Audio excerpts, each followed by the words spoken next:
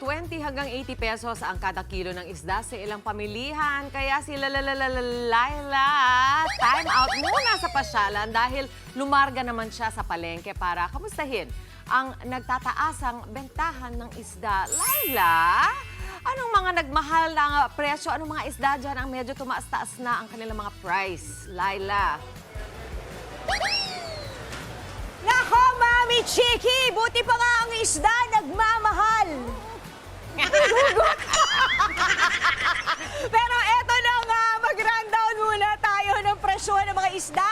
Kasi simula nung tumapak tayo sa Burr month, simula nung nag-Setyembre, tumaas ang presyo ng isda at walang pagbabago. Pagdating nitong linggong ito, tumaas muli ang presyuhan ng isda. Kaya ang rundown ay ito. Unahin natin ang galunggong na mabenta ngayon dito sa RVN Seafood. Ayan, ang galunggong noon ay 300 pesos. Tumaas na siya ng 50 pesos ngayon. Nasa 350 pesos na siya kada kilo. Ang bangus naman, 50 pesos din ang itinaas mula sa 180 pesos. 230 pesos na siya ngayon. Ang tilapia na masarap iprito, isawsaw mo sa buro, bonggang-bongga siya. Mula 120 pesos kada kilo noon, ngayon 140 pesos na siya kada kilo. Ang bisugo naman, 420 pesos, tumaas ng 30 pesos yan. 450 pesos kada kilo na yan. At ang maya-maya, yung hindi masyadong nagmamadaling isda kasi maya-maya na. O, di ba? Yung maya-maya, 650 pesos noon, ngayon 700 pesos na kada kilo. Ang pampano naman, mahilig magtanong yan, pampano na tayo ngayon? Charing, 400 pesos yan kada kilo. Ngayon, tumaas ng 50 pesos, 450 pesos na siya kada kilo. Ang tuna naman, 600 pesos kada kilo noon. Ngayon, 80 pesos ang tinaas niya kada kilo. 680 pesos na yan kada kilo ngayon. At ang salmon ay 820 pesos kada kilo.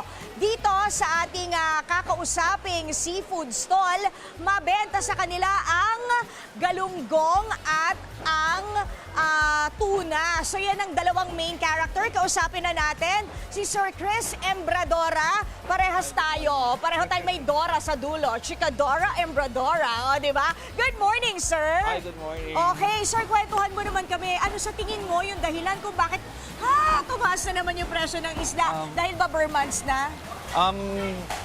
Recently kasi itong nagdaan na bagyo, siguro magwa 1 month na nung bumabagyo, doon tumataas yung presyo ng isda. Ayun. Kasi siguro nahirapan din silang manghuli dahil sa sama ng panahon.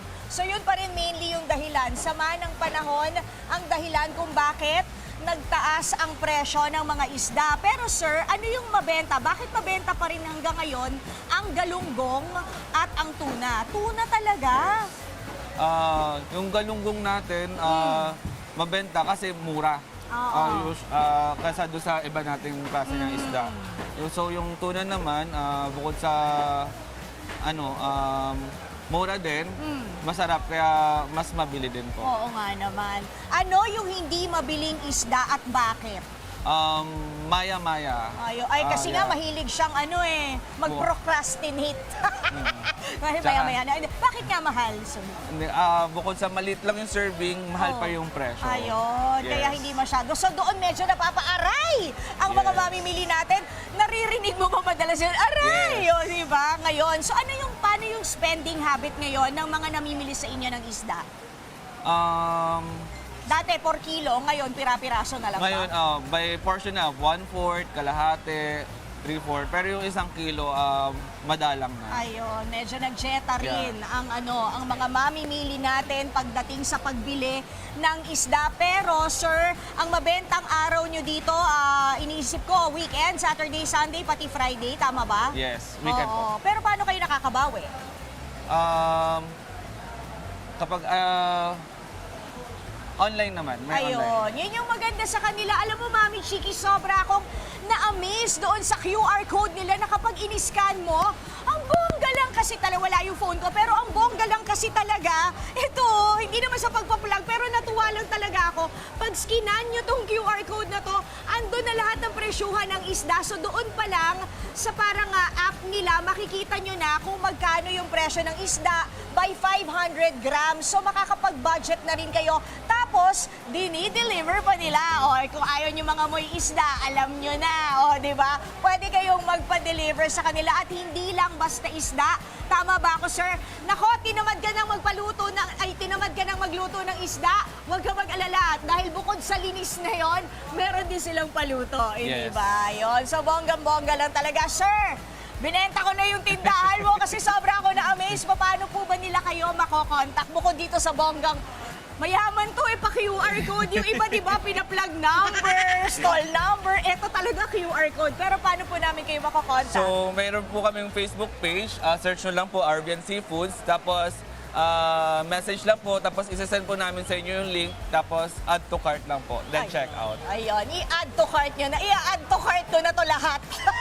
Kasi grabe kaganda ng mga fish talaga. Napabili na naman ako, Mami Chiki. At dahil dyan, Sir Chris, thank you so much. Thank you so much. Hindi ko na sasabihin maraming salamat sa pagising mo dahil alam ko namang gising na kayo. Nauna pa kayo sa akin Yes. magising. So good night na lang ang sasabihin ko. Sir, thank you ha. Pero bago natin ibalik sa studio, Mami Chiki, meron akong tanong sa'yo. Tanong lang, Laila. Bring it. Oo, anong isda ang marunong magsalita ng Bisaya? Ano? Alam mo ka na? Mm. Eddie Clownfish. Kasi di ba Nemo yun? Oh. Unsa nga isda ang gusto nimo? Bibilhan kita. Ay, hindi ka makakaligtas. Alam mo, sabi mo, napakatalino nitong kasama mo kasi meron siya talagang pang di ba, QR code. Eto, tanong ko sa'yo, Laila. Ano ba ang kakainin mo para maging matalino ka? Anong Ano? isda? E de, pampano! Anes.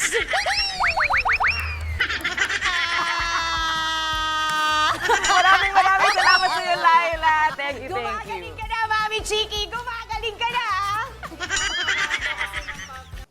Mga kapatid, Angela Lagunsad Castro po para sa komprehensibo at makabuluhang balitaan at talakayan. Mag-follow at subscribe na sa social media pages ng News 5.